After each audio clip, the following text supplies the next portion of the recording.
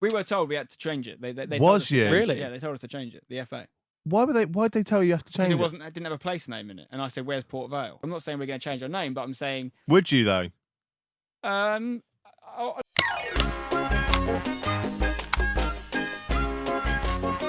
For anyone who doesn't know what #United are, you're obviously. We'll talk a bit about your YouTube and your beginnings in a bit, but I want to go straight into hashtag because it fascinates me.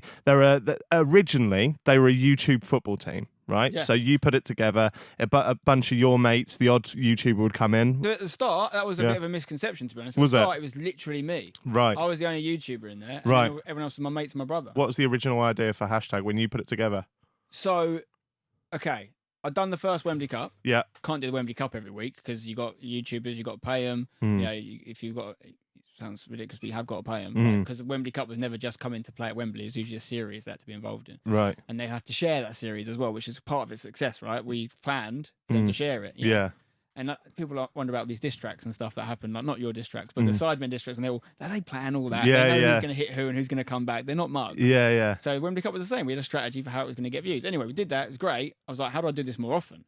So I thought I'd try something out, which happened to coincide with the game I was putting together for the 90% of the original hashtag team all went to school together, including me. Right. We all played in a football team together, which was my team, which was called Carmichael Brown's Athletic, which is our actual surname. Mm-hmm. And my dad was the manager and I was the secretary. And I founded it when I was 16 and we had it going for 2 years. Right. So 90% of hashtag is that team. There was one lad called Joe Surtees, actually two, who died between the ages of 18 and like 23. Joe died at 22 from leukemia. He got it straight out of uni. He Wow. went like that. He was a very healthy guy. Played cricket for Essex. Really good footballer. Clever lad.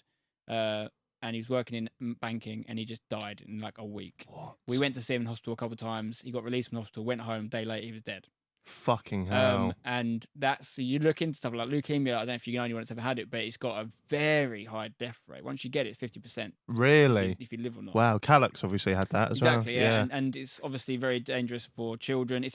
Once you go into adulthood, you can't get it, but you can have it from childhood. And what happened with Joe is he had it resting dormant in him. And for some reason, when he hit 23, it came out Mad. to play. And so I didn't know you couldn't get it as an adult either. That's No, you can't. That's why I've looked into it. Yeah. At the time, I was looking into it quite a lot, and Right. it's a childhood thing. But anyway. wow. I mean, I went to see him in hospital, and I was watching him inject needles this big into his back. Yeah. And he was very inspiring for me. I'm not going to lie, because he was sitting there, and I was watching his needles, and I couldn't think of anything worse than having that into my spine. Yeah. And he was looking at me whilst it was happening, and he was going, "To be honest, mate, it's this or die." Yeah. So when someone says that to you, you take the needle. And I was like, fair fucking play. Like, fair play to you. So anyway, he died, which is obviously really traumatic. And it actually brought our friendship group closer together because we'd all finished uni, all had our own mates going on and their own careers starting. And we kind of probably drifted apart, which is quite natural. Yeah. Joe dying brought us back together. We started doing memorial football matches and like just get-togethers and stuff. And I then arranged, this was maybe the 5-year anniversary of his death. It was quite a few years after. I was arranging a match and I said to the guys that, and it sounds a bit exploitative, but there was a logic behind it. I said, if you let me film it, I will raise money on the video and we'll put it to his leukemia charity. So there was a logic to it. Yeah. But I was also starting to think about filming this same group of mates playing football. So I thought, why don't we just film this one-off game because we're doing it anyway. Mm-hmm. It's for my friend. And I will ask the audience in it, would you like to see this group of players play again? Weirdly, literally a month before that game happened, the goalkeeper from our team also died. So we ended up doing it for 2 people, this match. A guy called Daniel Chalangari, who went to school with. And so did the game, said to the guys in the video, do you want to see this more often? Would you like to see this group of people? And it's literally the same group that I started hashtag play. And they were like overwhelmingly yes. So then we started to, I think I'd obviously seen Palmer's do their thing. TFR, Football Republic, who Neil Smythe, who now works for hashtag, used to run. Yeah. TFR had a team, and I said, oh, maybe you could be our first game. Arranged it with Neil. We played TFR. We actually played them as SpencerFC, which was not our name, never going to be our name. I had no interest in having a team called SpencerFC. Yeah.